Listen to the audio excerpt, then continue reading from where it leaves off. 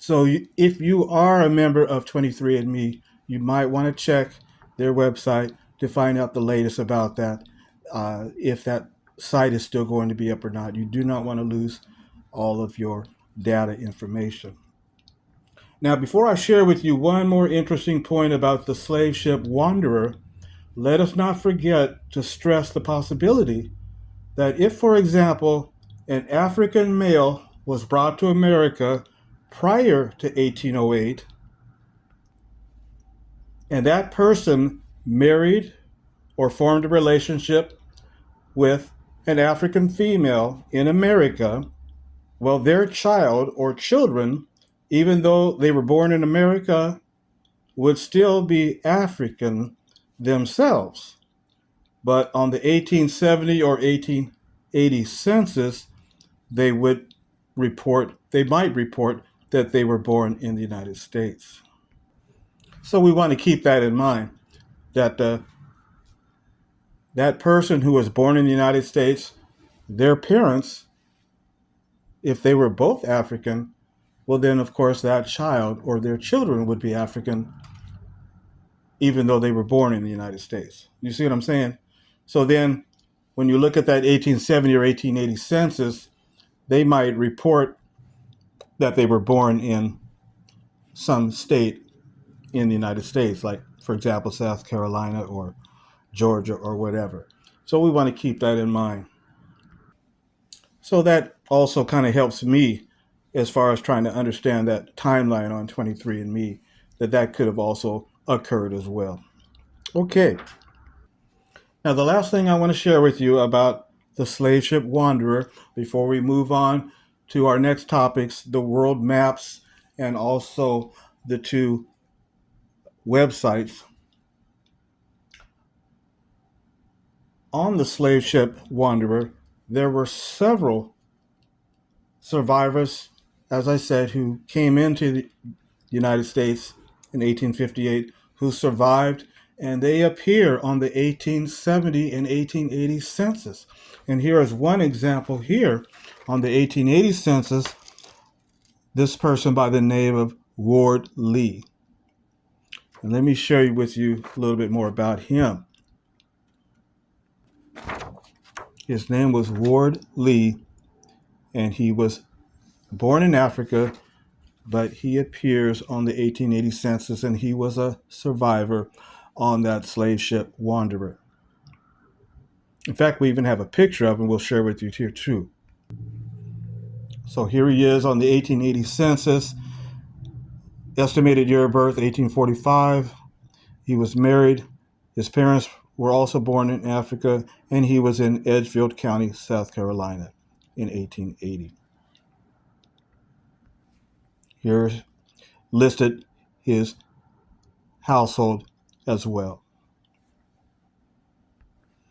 Here he is again on the 1900 census. He's still consistent with his birthplace, still consistent with his parents' birthplace as well, and he's still in South Carolina. Now he's in Aiken County, 1900. Here he is again, appearing on the 1910 census, 65 years old. Now he's a widow, and he's still in Aiken County, South Carolina.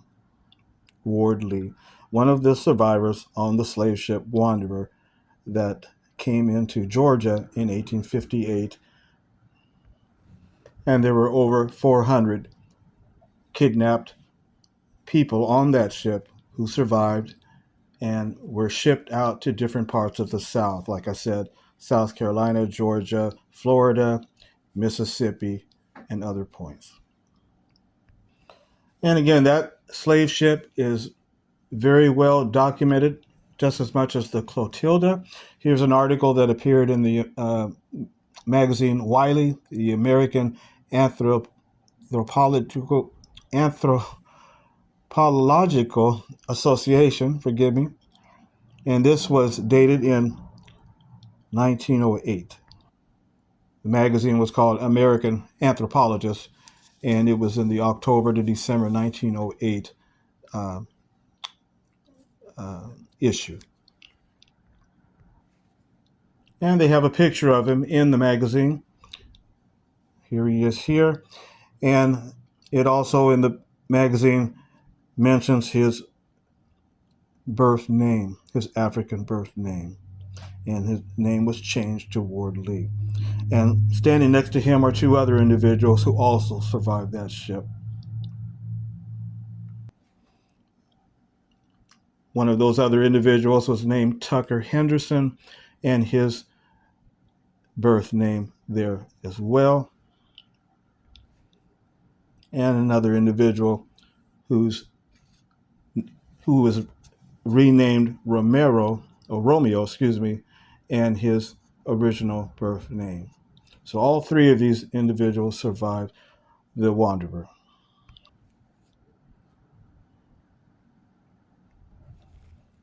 And so if you've taken the DNA test through 23andMe or through Ancestry or through some other DNA testing organization, try to at least contact. I know many of you have been successful in contacting some of your genetic cousins that are listed on your profile, and maybe some of you haven't been successful, that maybe they are not replying to your emails. But if you do connect to any of them, you never know what you may find. You'll be able to share information. And for example, in my case, I was able to find out that one of my genetic cousins, me and that person share an ancestor that was born in the United States, born in South Carolina, but reported on the 1870 census, on the 1880 census, that her parents were born in Africa. So again, try to connect with some of those genetic cousins on your DNA profile page. Yes, just doing a little digging, you might be able to find out that type of information. And this is the ancestor that me and this genetic cousin share, a woman by the name of Lilith Donald. She was born in South Carolina. She died in Arkansas, but she listed on the 1880 census that her parents were born in Africa. So I'm vigorously trying to follow up on this lead. Still haven't been able to find anything yet. The genetic cousin doesn't have that much information about that as well. So that person was just as shocked as I was. So who knows? Maybe one day we will be able to figure out that connection. Now let's talk about our topic about old world maps. Now there's three maps that I'm going to show you. The first map is dated from the late 1500s, an old map of the continent of Africa.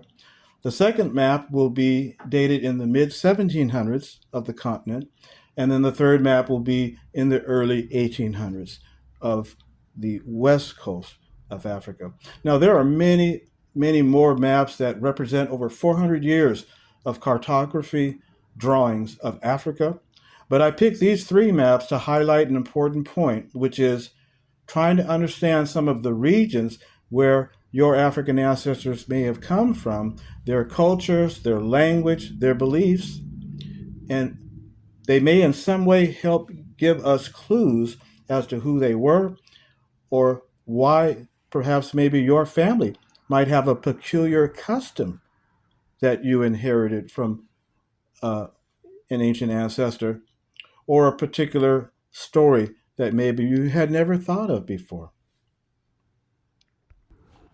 Now, the first map, before I show you the map here, it was engraved by an Italian man named Livio Sanuto, who died in the year 1576.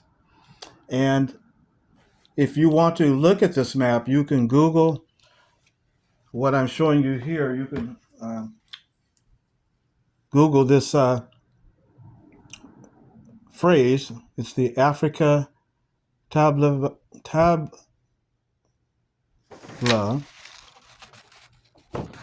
number 12.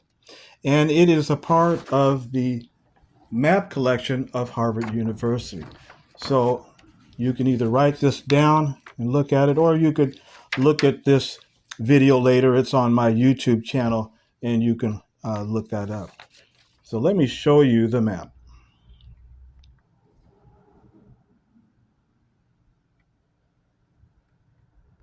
Now, some of you may have seen this map before or heard about it, but again, it was engraved by an Italian man named Livio Sanuto.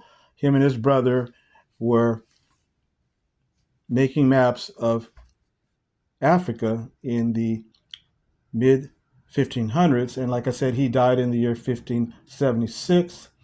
And after he died, his brother continued his work, and he was able to publish it in the year 1588. So when you Google this map, oftentimes it will say that the map was produced in 1588, but he actually died in 1576. So he had this information before he died, obviously. And it's a map here of the Congo region. And let's get another angle of the map, because the angle that I want to share with you is very, very interesting. And it's the part that he engraved of the Congo area. Let's take a look. Okay, so here we see here, this part of his map that we are looking at is of, if we were looking at a modern map today, this would be the Democratic Republic of the Congo, and then next to it would be Ethiopia and Sudan above it. And we see that he took notes in Latin. So we notice that he has this written over the area that is present-day Congo. What does this phrase mean? It's in Latin. Here's that same area. If to look at a modern-day map, the Democratic Republic of the Congo, we see Angola down here. And by the way, Angola was a slave port of the Portuguese, and it was established right about the time that Sanuto died. The slave port Angola was founded in 1575, and Sanuto died the next year. So this is a modern day map of it here.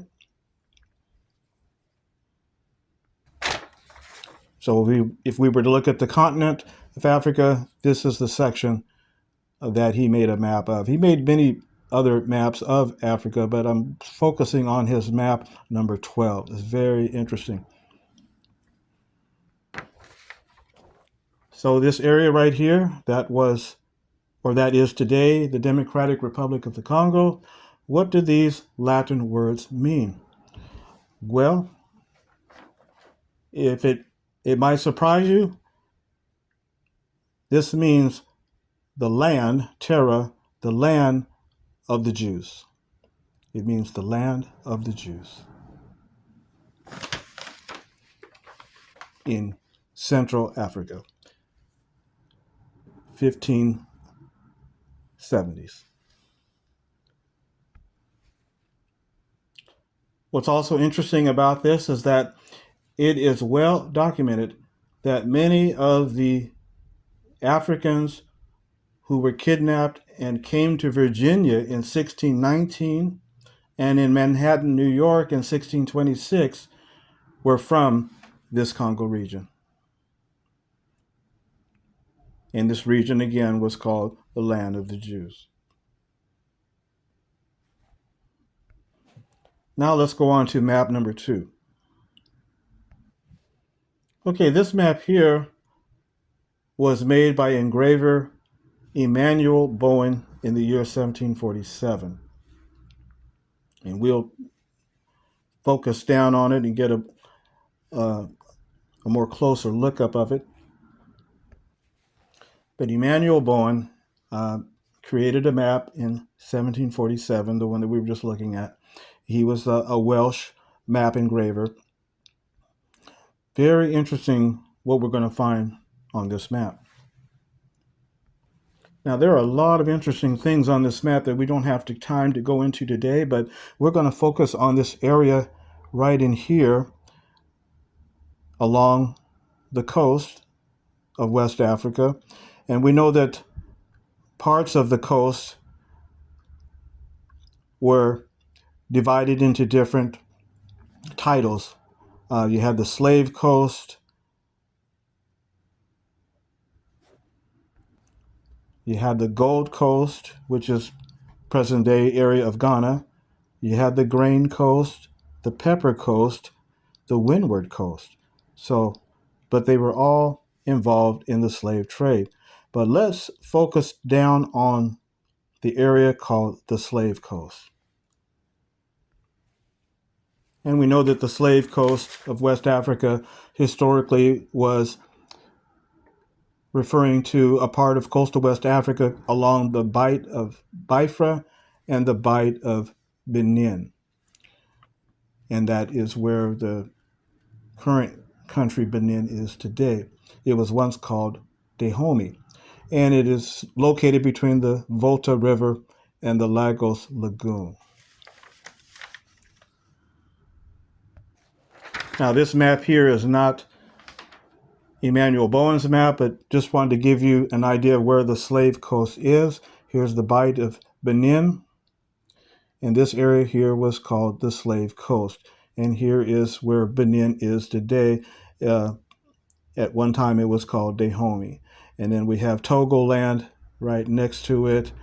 And then next to Togo, we have the Gold Coast, or what is today the area called Ghana. So the Slave Coast was right in here.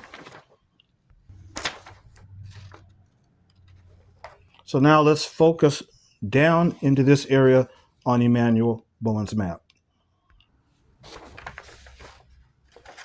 Okay, so here is the Bight of Benin down in here, and the Bight of Biafra on the part of the Atlantic Ocean, or the Bay Area. And here we see Slave Coast. So this area here was called the Slave Coast. But notice above here, and this was made in the year 1747 AD. But notice right up here, it says KM, which is abbreviation for kingdom, the kingdom of Judah. And that was located in the Slave Coast area. There was another kingdom called the kingdom of Wida. And Wida was actually on the coastline, but he is showing it here that this was in this area. But this was one of the largest slave markets, slave ports in West Africa. One of the largest slave ports in West Africa. Kingdom of Judah, what was that in the year 1747?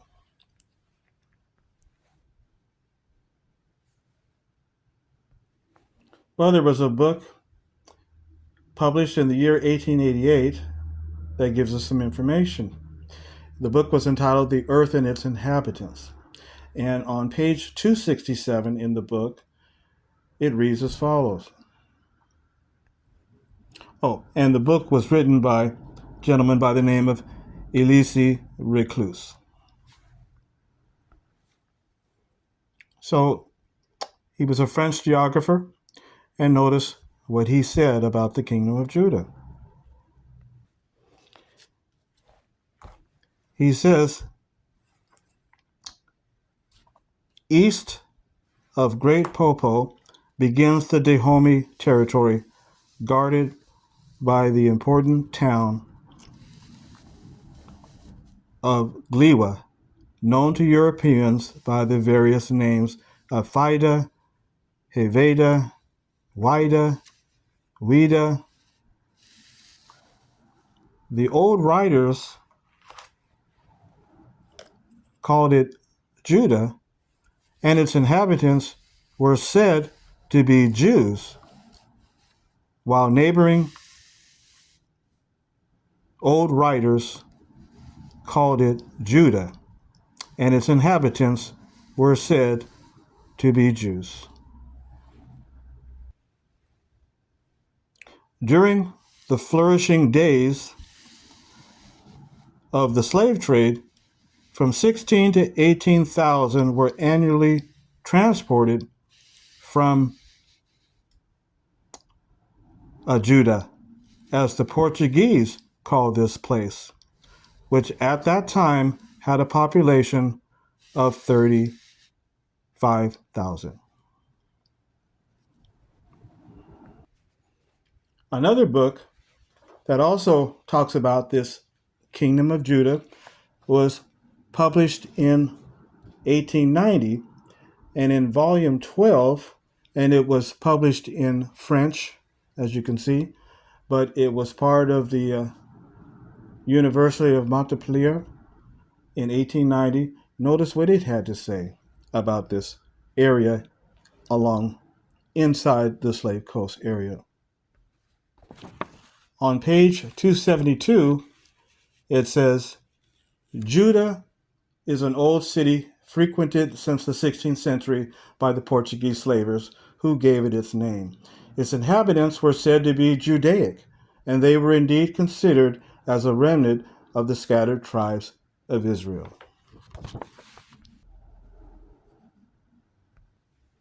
And that was from this book here. And actually, I said volume 12, but actually it was volume 13 in the year 1890, page 272. So if you can write that down, you can Google it later, or you could watch the video at a later time.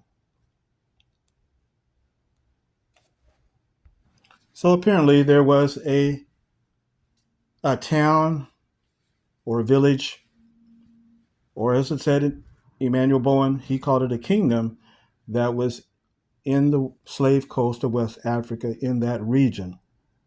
And it was, as was brought out from those sources, it was considered to be believed that they were part of the scattered tribes of the 12 tribes of Israel. And whether, if that is true or not, depending on one's view of that, of course, there's a lot more evidence that that is out there regarding this village or this town. But even if some might dismiss that as that not being the case, there must be something there for them to call it the kingdom of Judah. There must be something. Why would they call it that? And of course, those sources brought out that the Portuguese called it that for many hundreds of years. And then it mentions here that many historians estimate that between 2 and 3 million people were transported out of this region and traded for goods from and like alcohol and tobacco from the Americas and textiles from Europe as part of the triangular trade. And it goes on to say that historians have noted that though official records state that 12 million enslaved Africans were transported to the Americas from Africa, and particularly from this area here, the Slave Coast, because like I said, it was one of the largest slave ports on the west coast of Africa. This area, the Slave Coast, which included Judah. Now let's go to our third map. Now our third map was published in 1819, and it was actually engraved in 1817, but published in 1819 by a traveler and author named Thomas Edward Bowdish. And what's particularly interesting of this map of West Africa is at the top portion of the map, it has a region called the Bambara. Let me share with you who these people are. There was a newspaper article published in the Raleigh Register on March 23rd, 1853 in Raleigh, North Carolina.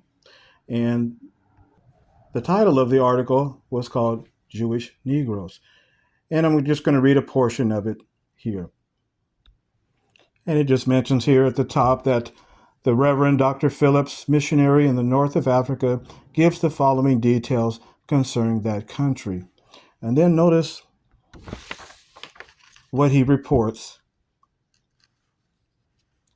It says, Dr. Philip, but this is not all. Other curious details reached Dr. Philip from another source. A Jew who had accompanied a German traveler as far as Timbuktu found near the boundary of Bambara a large number of Jewish Negroes. Isn't that interesting? So let's go back to the 1819 map and notice that region again.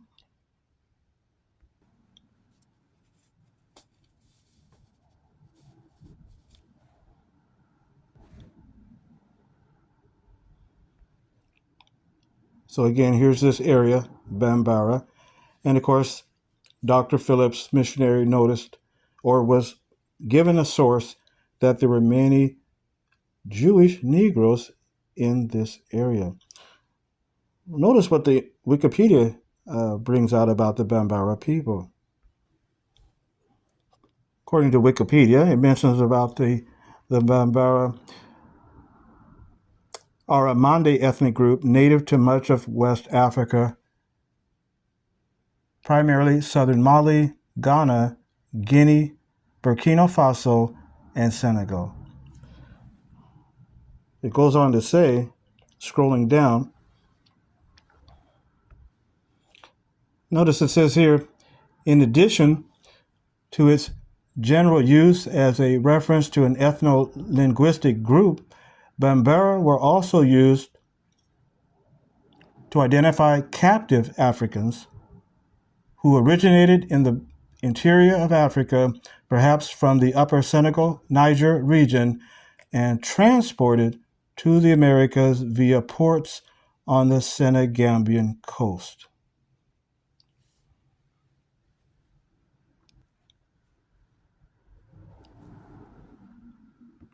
Now we know that many kidnapped Africans were brought to the American South to work as slaves, and many of them spoke Arabic. Many of them were Muslim.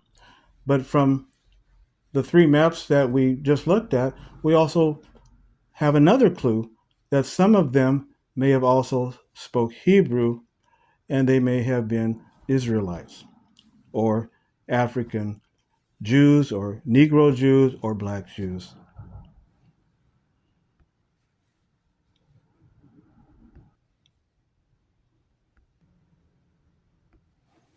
So it's good to keep these thoughts in mind from different regions that some of our ancestors came from.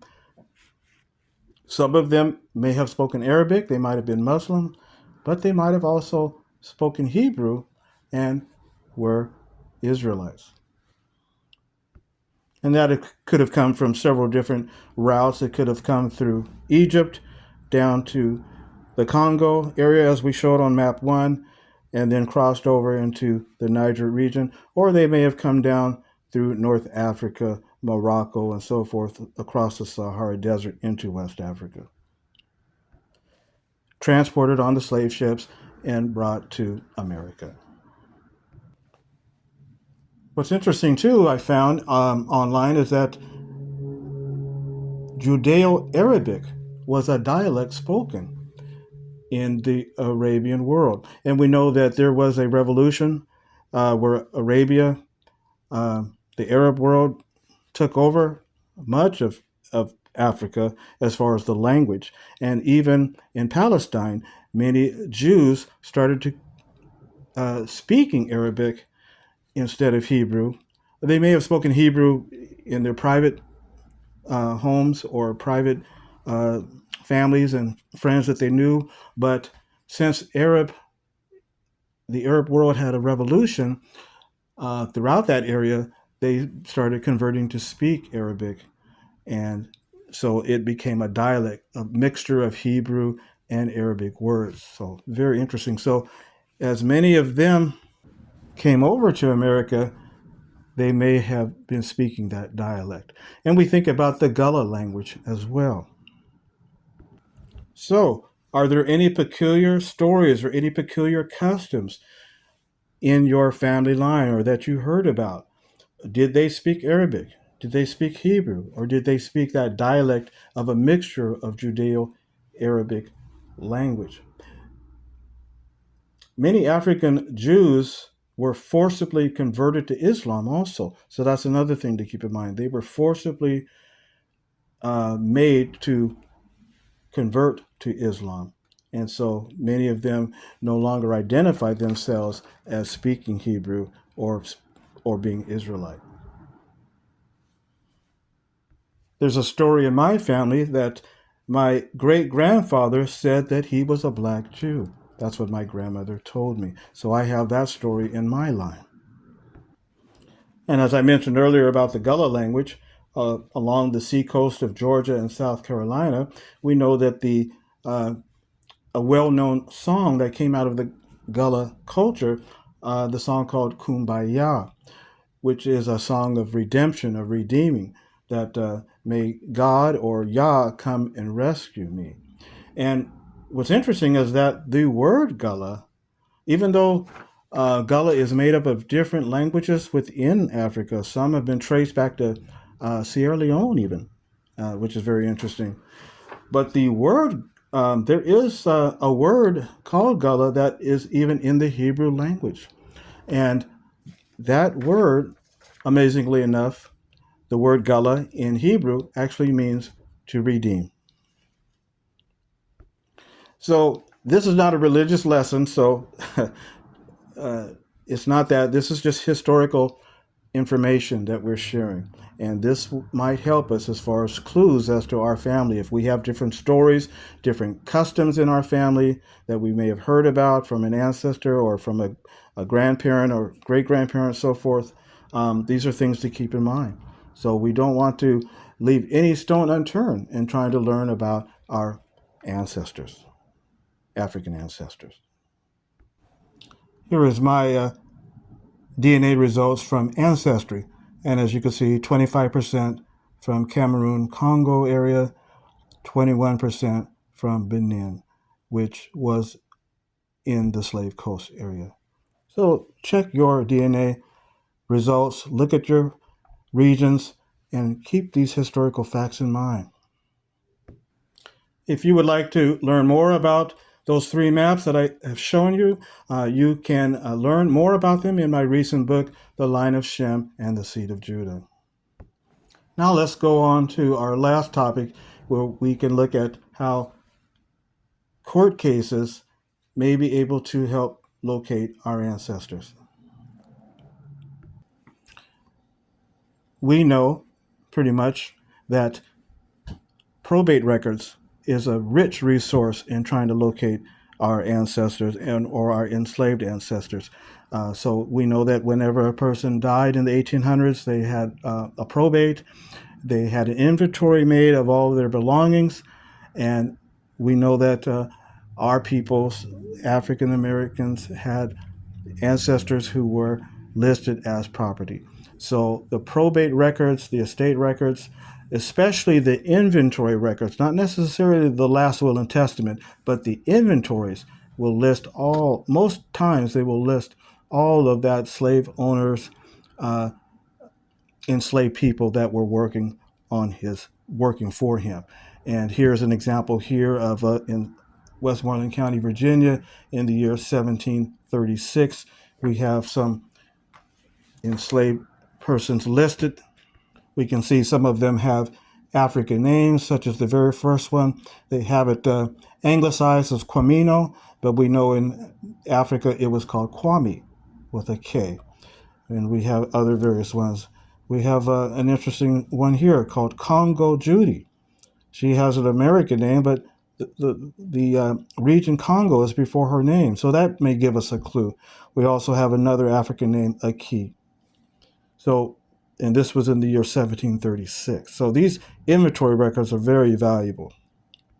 Here's another example here in Onslow County, North Carolina. And this is a will. And notice right here, The person says, I give to my wife, Anna Sophia Hibbs, a Negro boy named Cuff. Well, we know Cuff, that's an African name, Cuff or Cuffy. So we can learn much from the last wills and the inventory records. These are court records. Here's another one here in 1836 in Alabama. It mentions one woman and two children, namely Ome, Bristol, and Clarissa. So Ome, that sounds like an African name. And then notice also, too, one woman and two children, namely Annika, Willis, and Martha. Now let me share with you two genealogy websites that will be a great resource for you. One is called the Digital Library on American Slavery. It's an expanding resource compiling independent collections focused upon race and slavery in the American South, relating to all 15 slave states and Washington, D.C., or the District of Columbia. It contains personal information about over 100,000 individuals, and the creation of this library started in 2009. And it has three sections. It has race and slavery petitions, North Carolina runaway slave notices, which would be your advertisements in the newspapers, and then it has slave deeds. I'm not going to go too much into the slave deeds section, but if you pull up this website, you can play with it and look and see all the rich resources there. But in the slave deeds database, it's basically a bill of sales in North Carolina, the District of Columbia, and Tennessee, okay, in the slave deeds section.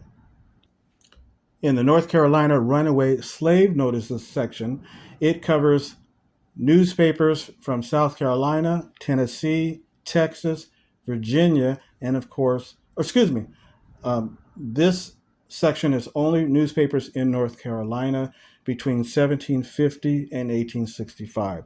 So again, this is only newspapers in North Carolina, the North Carolina runaway slave notices. And they have several counties in North Carolina, but not all of them are listed. But it's an ongoing resource. They're updating it all the time. So if you don't find the county that you're looking for or that you're researching, try it again later on. And here's one example of one of these notices here, an individual that they are trying to locate. Actually, three individuals, one named Cuff, one named David, and one named Moses. And they have the description of them, and of course, the county, the year, and other individuals who are named in the ad. And these are newspaper ads of basically runaways. Okay. It's a very rich resource.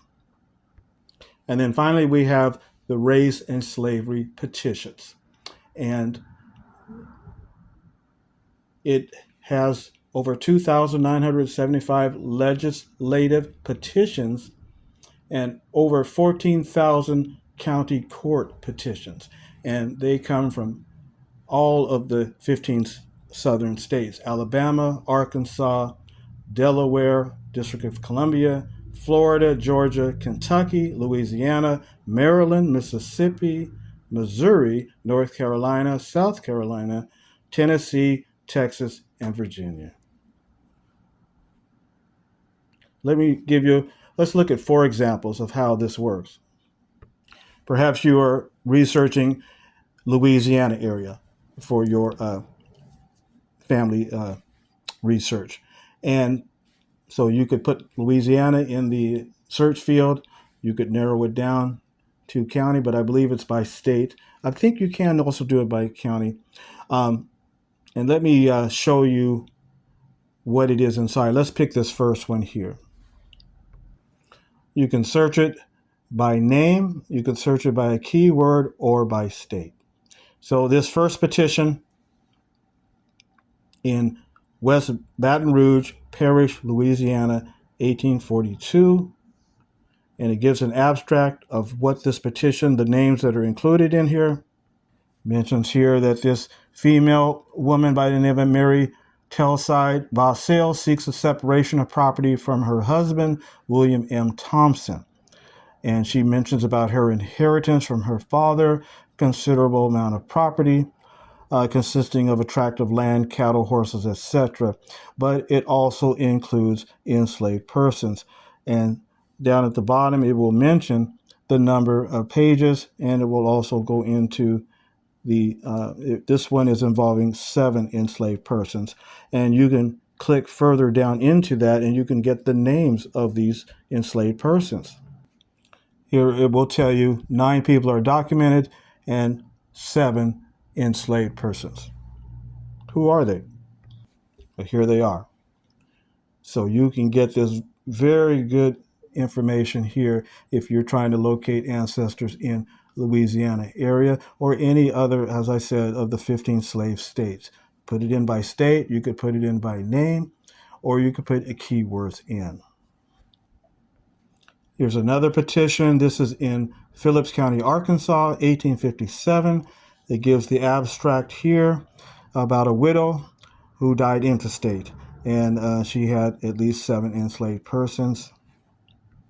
And if you go further in that petition, here it lists the names of those 7 enslaved and how old they were.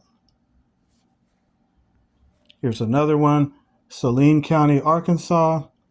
Again, it gives the abstract